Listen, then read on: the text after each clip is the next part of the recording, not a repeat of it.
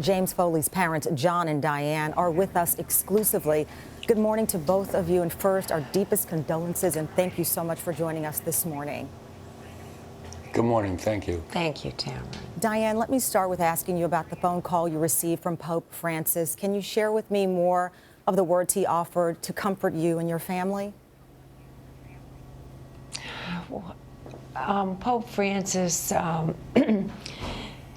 was so dear because he is grieving himself, having just lost 3 members of his family and his nephew critically ill. So here in the midst of his tremendous grief, he took the time to call, and our whole family was there. One of our beloved priest's friends, Father Mark, was there, and my brother-in-law spoke in Spanish to him, and he was just so kind. He offered us his personal prayer, and we felt very comforted and supported in that regard.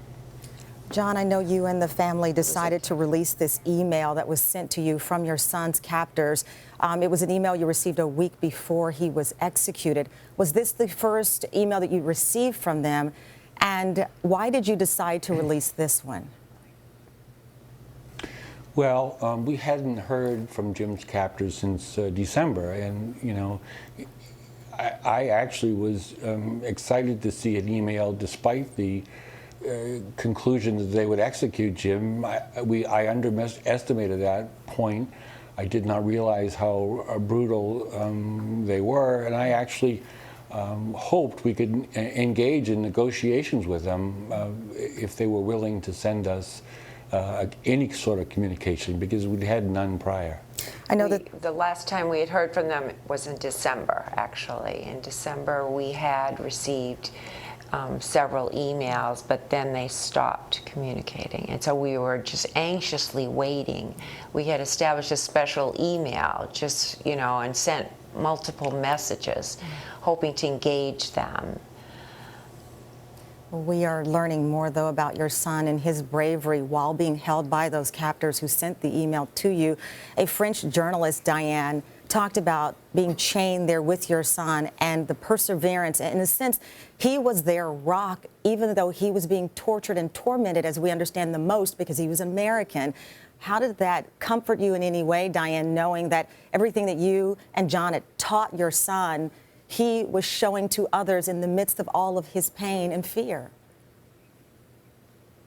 Well, Jim's courage, and particularly his compassion and love in that box, which they called it, was an answer to prayer. We had so many people praying for Jimmy.